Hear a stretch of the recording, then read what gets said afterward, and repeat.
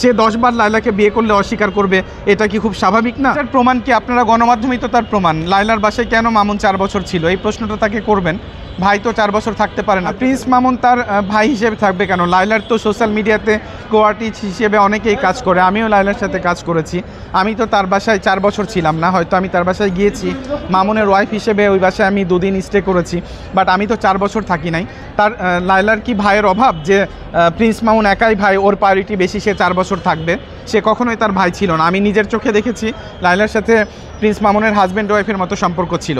এটা অস্বীকার করার কিছু না। সে যদি অস্বীকার করে, সে একটা মিথ্যাবাদী, সে একটা ভণ্ড, সে একটা প্রতারক, সে একটা সন্ত্রাসী, সে একটা, ওর বিচার হওয়া উচিত। ওর মতো ছেলের বাংলাদেশে এমন বিচার করা উচিত, পরবর্তীতে এই ধরনের পদক্ষেপ যেন বাংলাদেশের কোনো মানুষ না করতে পারে। এটার প্রমাণ কি? আপনারা গণমাধ্যমেই তো তার প্রমাণ। লায়লার বাসায় কেন মামুন 4 বছর ছিল, এই প্রশ্নটা তাকে করবেন।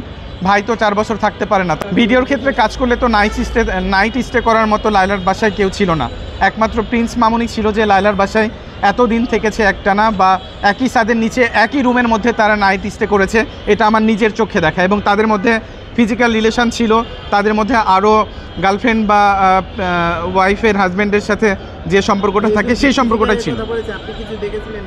হ্যাঁ, অবশ্যই আমি দেখেছি। আমি সোশ্যাল মিডিয়াতে আমি অনেক চ্যানেলগুলোতে এটা বলেছি যে আমার সামনে ও রামেন খাবে, ও সসেস খাবে, ও হচ্ছে নুডলস খাবে। রাত 3টার দিকে লায়লা আপু সব বানিয়ে আনছে এবং একটু পরপর সে তাকে লিপ কিস করছে। এই কথা আমি প্রকাশ্যে বলার পর থেকেই আমি প্রিন্স মামুনের কাছে শত্রু হয়ে দাঁড়িয়েছি, কারণ সত্য বলার সাহস সবার নেই। একমাত্র আমি সোশ্যাল মিডিয়াতে একজন পার্সন, বা আমি একজন কন্টেন্ট ক্রিয়েটার, যে মামুনের আসল চরিত্রটা সোশ্যাল মিডিয়াতে তুলে ধরেছি বলে আজকে আমি মামুনের চোখে শত্রু। আজকে আমি লায়লার পাশে দাঁড়িয়েছি অ্যাজ এ ভাই হিসেবে। সে আমার উপর বিভিন্নভাবে হামলা চালাচ্ছে। আমি এটার দাবি জানাই, এটার জোর দাবি জানাই আপনাদের গণমাধ্যমের কাছে।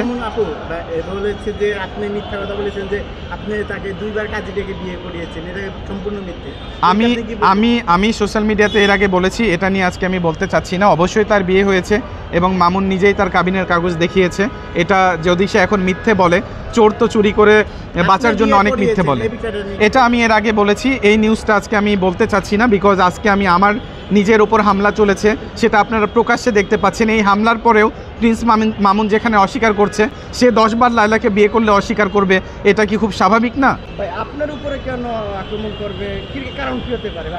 আমার কাছে, আমি যে সেদিন সাক্ষ্য দিতে গিয়েছিলাম, সাক্ষ্য ছিল, লায়লা আপু নিজেই সেটা সাক্ষী ছিলেন।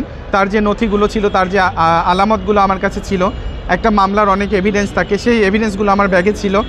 আমি 100% শিওর সেগুলো ছিনায় নেওয়ার জন্যই মামুন আমাকে আঘাত করেছে, যে এগুলো আমার কাছ থেকে ছিনায় নিয়ে গেলে হয়তো বা আপু মামলাতে হেরে যাবে, এই কারণে আমাকে সে হামলা চালিয়েছে। তাছাড়া সেদিন যদি সে আমাকে হামলা চালাবে এরকম যদি আমি জানতাম, আমি অবশ্যই আমার সিকিউরিটি হিসাবে কাউকে নিয়ে যেতাম, বা আমার বন্ধুবান্ধব বা আমার ফ্যান বেস থেকেও আমি কিছু মানুষকে কোর্টে নিয়ে যেয়ে শো করতাম।